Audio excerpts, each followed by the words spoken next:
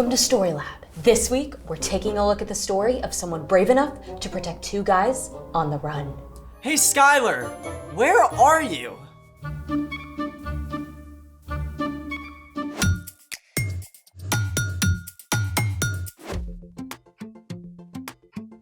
Hey, I'm Skylar. And I'm Sebastian. We're talking about how God can help us be brave when we face difficult things. Do you consider yourself to be a brave person? Well, yes. I mean, it depends on what I need to be brave for.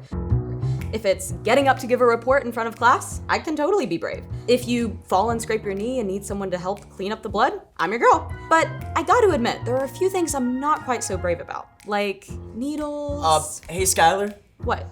Don't panic, but the... Get Got it. Whew.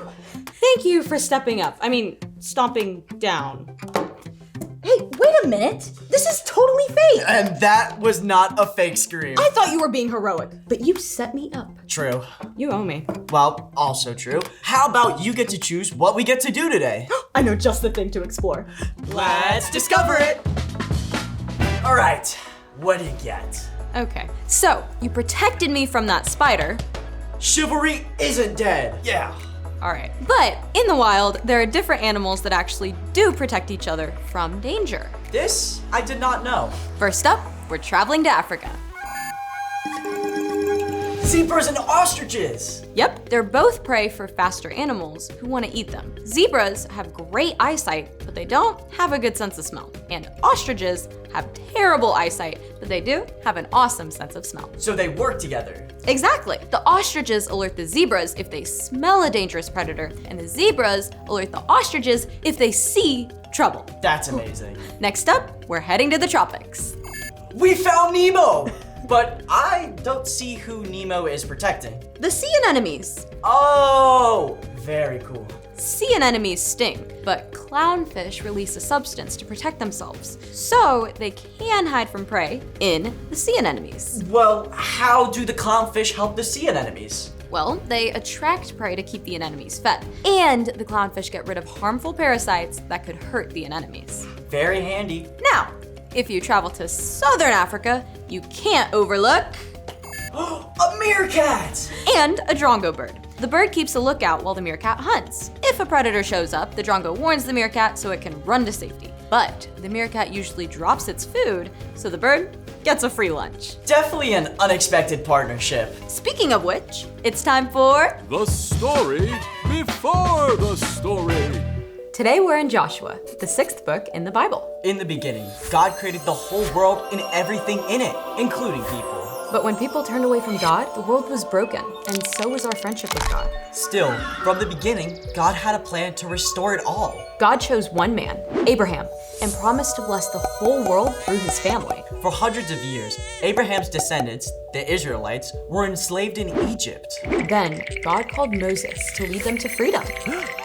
But in the wilderness, the people turned away from God again and wandered for 40 years. Until God finally brought them to the edge of the promised land. Which is where our story starts. Take it away. Hey everyone, I'm Colin.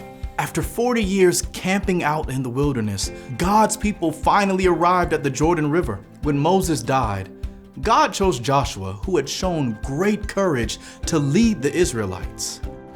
Joshua, I want you and all these people to go across the Jordan River. I will give you every place you walk on. Be strong and very brave. But this new land was not empty. A walled city called Jericho stood on the other side of the river, and the people who lived there worshipped false gods. Joshua knew that he must be wise as well as brave. Go and look over the land. Check out Jericho. We've got this. On it. So the spies snuck across the river and entered Jericho.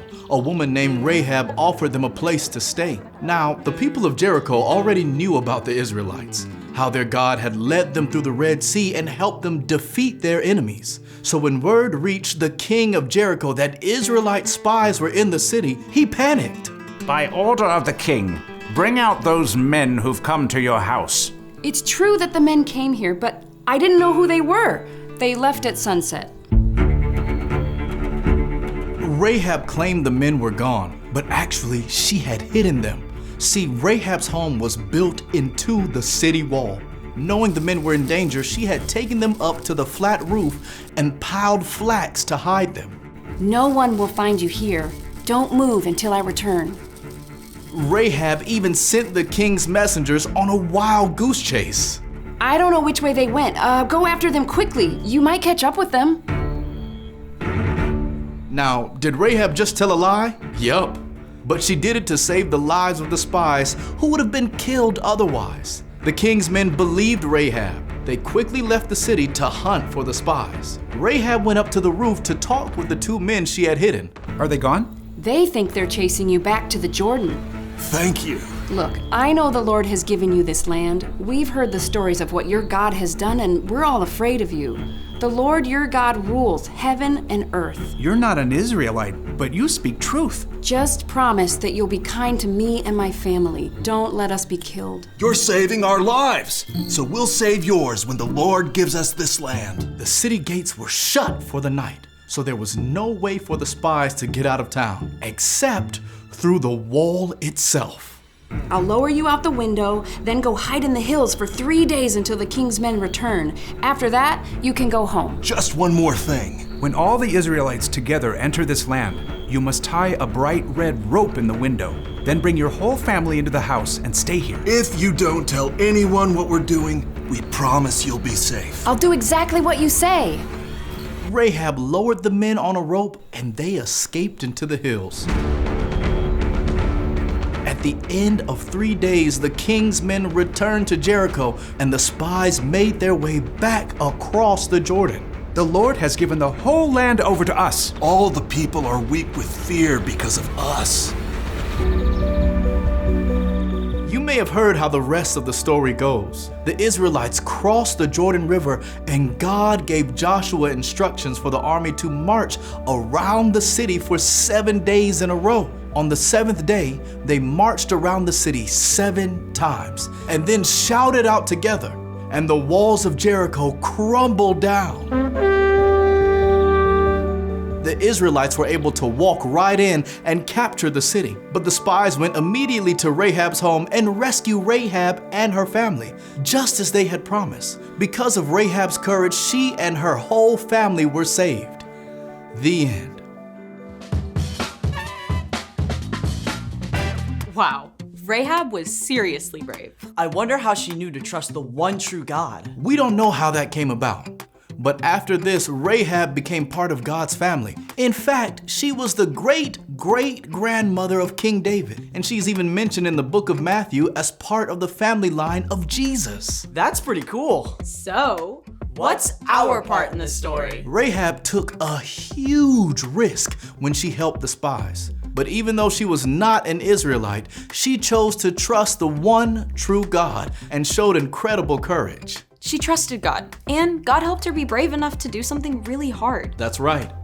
Courage often looks like standing up for someone else. Like if you're with a group of kids and they start making fun of someone, you could be brave and you could say something kind or nice about that person. Or choosing to welcome the new kid while everyone else hangs back. Sometimes showing courage means trying something new or different, like playing games with the residents at a retirement home. Or serving meals to people who don't have homes. When you need courage, ask God. God can help you be brave and show love to someone who needs your help. When you do that, others can see God at work in and through you. I think you've got it. See you next time. Bye. So here's the thing. God can give you courage to help someone in need. Someone at school. Or home. Or in your neighborhood. You just never know who might need you to be brave for them. Like... Hey, they're friends. The humming frog gets its food by eating the tarantula's leftovers. And the frog protects the tarantula by eating the ants that would destroy its eggs. I think I'd be okay with the destruction of tarantula eggs. Well, thanks for joining us in the Story Lab. See you next time. Hey, Sebastian. That was really funny. I know.